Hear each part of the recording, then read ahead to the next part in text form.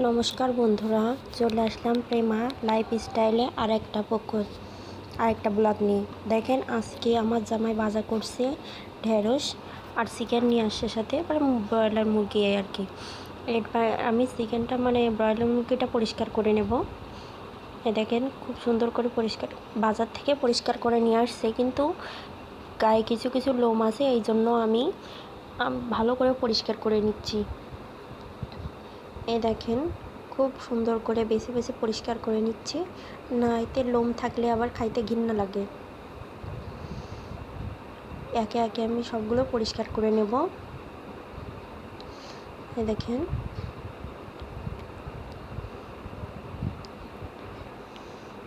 মুরগিটাকে সুন্দর করে পরিষ্কার করে নিচ্ছি।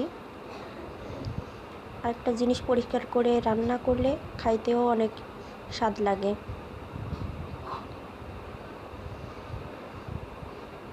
আসলে আমার হেল্প করার মতো বাসায় তো কেউ নেই, আমাদের ছোট্ট একটা ফ্যামিলি, 3 জনের। আমার জামাই তো ডিউটিতে আছে, ও তো হেল্প করতে পারে না, যায় ব্যস্ততার মাঝে একটু সময় করে বাজার করে এনে দেয়, এটাই অনেক। তাই আমাকে কষ্ট করে করতে হয়, কারণ আমার ছেলেটা তো ছোট, কিছুই করতে পারে না,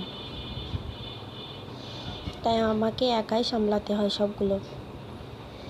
এই যে আমি ছেলেকে স্কুল থেকে এনে কিছু জামা কাপড় ধুয়ে দিয়েছিলাম, ধুয়ে দিয়ে পূজা টুজা সেরে এই যে আমি দুপুরে রান্নার কাছে চলে আসছি। দুপুরে আজকে রান্না করব আলু দিয়ে মুরগি, আর ঢেঁড়স আলু ভাজি করব। দেখেন,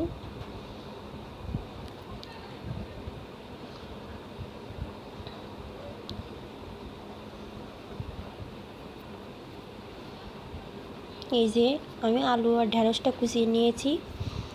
এই যে সাথে আলু দিয়ে মুরগি দিয়ে রান্না করব, তাই আলু কেটে নিয়েছি লম্বা লম্বা করে। এবার যে মশলাগুলো আমি দেব, এই দেখেন, শুকনো লঙ্কা, রসুন, পেঁয়াজ, আর এই যে আমি বাইরে থেকে মুরগিটা কেটে পরিষ্কার করে আনছি। দেখেন, এই যে সবগুলো রান্না করব না, কিছুটা রেখে দেব। এই যে বেশিগুলো নিয়ে নিয়েছি, অল্প কিছু দিয়ে দিয়েছি। এবার আমি এটাকে লবণ হলুদ দিয়ে কিছু সময় মাখিয়ে রাখবো। দেখেন, লবণ দিয়ে দিয়েছি, এবার একটু হলুদ দিয়ে হাত দিয়ে ভালো করে মেখে রেখে দেবো কিছু সময়।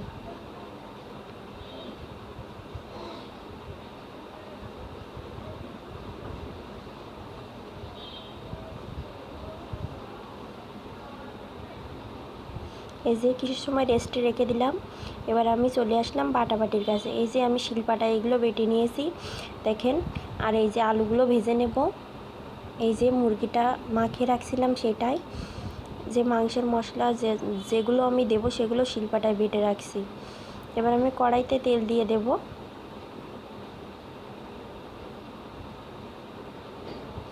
কড়াইতে তেল দিয়ে দিয়েছি। এবার আলুগুলো সুন্দর করে দিয়ে সাবধানে দিচ্ছি, যাতে তেলটা ছিটকে গায়ে না চলে আসে। আসলে আমার রান্নাঘরের লাইটটা তো নষ্ট হয়ে গেছে, এই জন্য একটু সমস্যা হচ্ছে। আর জামাই তো সময় পাচ্ছে না যে লাইটটা চেঞ্জ করে দিবে। এই যে আমি আলুগুলো সুন্দর করে ভাজি করে নিব।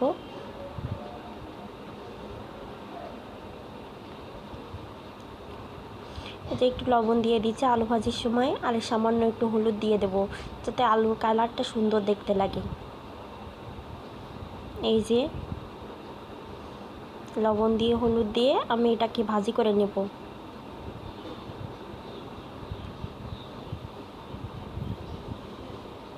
দেখেন, খুব সুন্দর করে ভাজি করে নিচ্ছি। তাহলে আলু ভাজিটা হয়ে গেছে। এই যে আমি এবার আলুটা নামিয়ে নেব।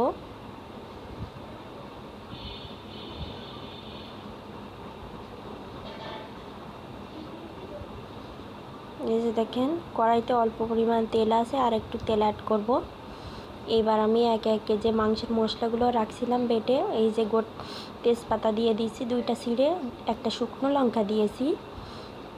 এবার আমি দিয়ে দেবো পেঁয়াজ কুচিয়ে রাখা পেঁয়াজ দিয়ে দেব। এই যে দেখেন, কুচিয়ে রাখা পেঁয়াজগুলো দিয়ে দিচ্ছি। একে একে আমি সব মশলাগুলো দিয়ে দেবো, এই আর কি, যেগুলো লাগে মাংস রান্না করতে। যে রসুন বাটা দিয়ে দিলাম, এবার একটু নাড়াচাড়া করে নিচ্ছি।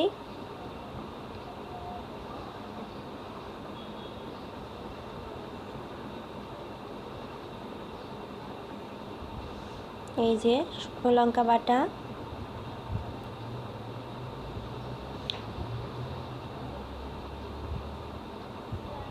যতই আমরা ভালোভাবে রান্না করি না কেন, তবু মায়ের হাতে রান্নার একটু আলাদা স্বাদ। মুরগি রান্না করার কথা মনে আসলেই আমার মায়ের কথা মনে পড়ে। মায়ের হাতের মুরগির রান্নাটা টেস্টই আলাদা। আসলে মায়েদের হাতে রান্নার স্বাদটাই আলাদা লাগে। দেখেন, এবার আমি দিয়ে দেব বাকি মশলাগুলো। যে জিরে বাটা দিয়ে দিচ্ছি,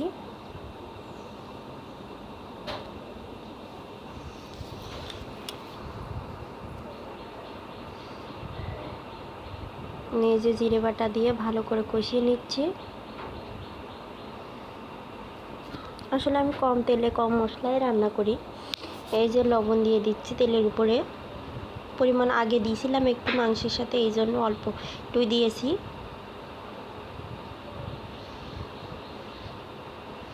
এবার হলুদ দিয়ে দেবো অল্প পরিমাণে, আগে তো হলুদ দেওয়া আছে মাংসের সাথে, এই জন্য অল্প পরিমাণে হলুদ দেব। এই যে হলুদ দিয়ে ভালো করে কষিয়ে নিচ্ছি মশলাটা। দেখেন, আমি খুব অল্প তেলেই রান্না করি। এবার আমি আগে থেকে মেখে রাখছিলাম যে মাংসটা, সেটা দিয়ে দিলাম। এই যে কিছু সময় কষিয়ে নেব, নাড়াচাড়া করে উল্টা পাল্টায় কষিয়ে নিচ্ছি।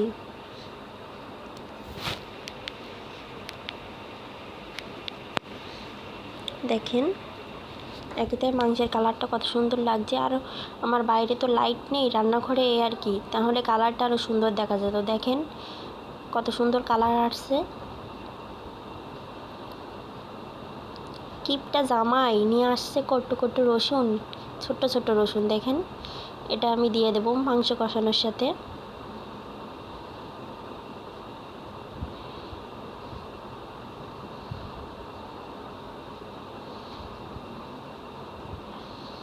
এই যে ওটা রসুনটা দেওয়ার পরে আমি ভালো করে কষিয়ে নিচ্ছি।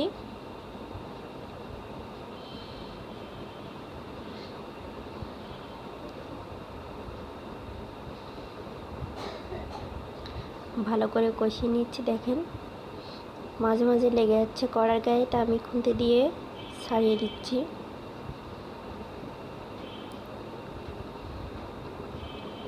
এই যে এবার ভেজে রাখা আলুগুলো দিয়ে দিলাম।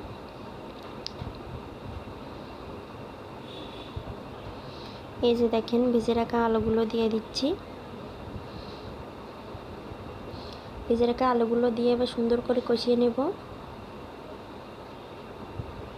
দেখেন তেল ছেড়ে দিয়েছে, যতই তেল কম দেই না কেন, দেখেন তেল ছেড়ে দিয়েছে।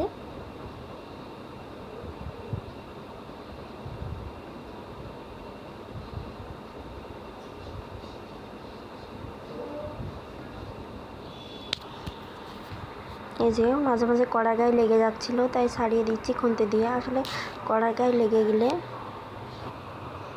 দেখেন এবার আমি পরিমাণ মতো জল দিয়ে দেব। এই যে মাংসে বেশি ঝোল রাখবো না, এই জন্য পরিমাণ মতোই দিচ্ছি। দেখেন গায়ে লেগে গেছিলো কড়ার গায়ে কিছুটা, তা আমি সেটাকে আবার জল দিয়ে, মনে করেন মাংসের যে ঝোলটা দিয়েছি সেটা দিয়ে ধুয়ে দিচ্ছি। এই যে দেখেন, আলু থাকলে কালারটা আরও সুন্দর দেখতে লাগবে। তাও দেখেন, এই যে আমি কিছুটা ঝোল উঠাই নেব, অল্প একটু জিরে বাটা আছে, তার সাথে আমি আগেই বলছি আমি যে মশলাটা বেটে রাখি, তা যদি লেগে থাকে তাহলে আমি সেটা ধুয়ে দিয়ে দিই, মশলা অপচয় করি না। এই যে অল্প একটু ঝোল উঠাই রাখছি, পরে এটা দিয়ে দেব।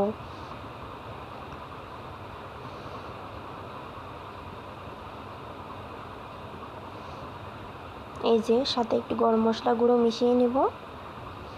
দেখেন, এই যে গরম মশলাগুলোটা ভালো করে গুলিয়ে নিচ্ছি।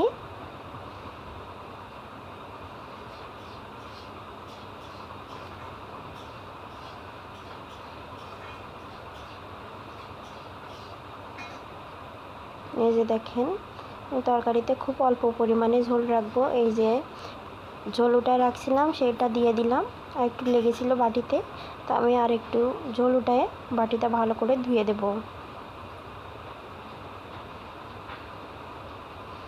এই যে দেখেন কালারটা উপরে তেল ছেড়ে দিয়েছে, দেখেন।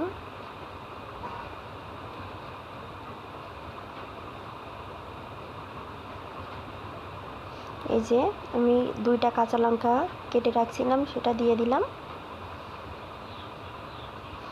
এই যে দেখেন খুব ভালো করে পরিষ্কার করে, এই যে প্রায় রান্নাটা হয়ে গেছে, আমি নামিয়ে নেব রান্নাটা। দেখেন ঝোলটা অল্প পরিমাণেই আছে, যে পরিমাণে রাখতে চাইছিলাম সেই পরিমাণে আছে। বেশি ঝোল রাখলে আমার কাছে না পোলট্রি মুরগি মানে ব্রয়লার মুরগিটা খেতে ভালো লাগে না, এই জন্য আমি সবসময় অল্প পরিমাণেই ঝোল রাখি। এই যে দেখেন নামিয়ে নিয়েছি, তরকারি কালারটা কত সুন্দর এসেছে দেখেন। এই যে তরকারি কালারটা কত সুন্দর আসছে, দেখলেই জিভে জল চলে আসে। এই যে আমি আবার চলে আসলাম গ্যাসের চুলার কাছে। দেখেন আমি ঢেঁড়স আলুটা ভাজি করে নেব, আর কড়াইটা ভালোভাবে ধুয়ে ঢেঁড়স আলুটা দিয়ে দিয়েছি, সাথে 2-3টা শুকনো লঙ্কা কেটে দিয়েছি। আসলে কাঁচা লঙ্কা কেটে দিতে মনে ছিল না, তাই আমি শুকনো লঙ্কা দিয়ে আজকে ভাজিটা করব। এই যে এবার আমি দিয়ে দেব পরিমাণ মতো লবণ আর পরিমাণ মতো হলুদ।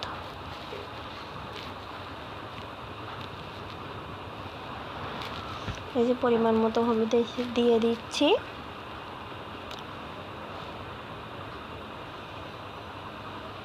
আসলে প্রথম ব্লগ করছি তো একটু ভয় ভয় লাগে ব্লগ করতে গেলে,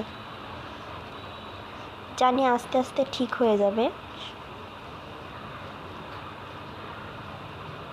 দেখেন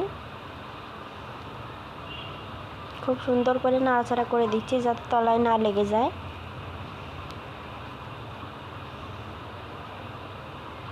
ঢাকনা দিয়ে ঢেকে দিচ্ছি।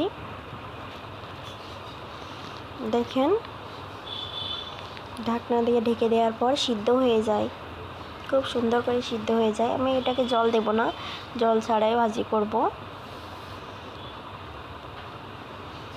এই যে দেখেন ভাজিটা প্রায় হয়ে এসেছে, ভালো করে নাড়ি চাড়িয়ে দিচ্ছি যাতে তলায় না লেগে যায়। দেখেন আমাদের এখানে আজকে রোদ করছে, কিছু জামা কাপড় ছিল সেগুলো ধুয়ে দিয়েছিলাম। আগেই বলছি স্কুল থেকে এসে কিছু জামা কাপড় ছিল সেগুলো কেচে দিয়েছি। এই দেখেন বাইরে মেলে দিয়েছে সেগুলো। এই যে আবার চলে আসলাম চুলার কাছে। এই যে দেখেন ভাজিটা প্রায় হয়ে এসেছে। আজকে আমার রান্না হয়ে গেছে। দেখেন আজকে চিকেন রান্না করছি, সাথে ঢেঁড়স আলু ভাজি করছি। যদি ভালো লাগে পাশে থেকে সাপোর্ট করবেন।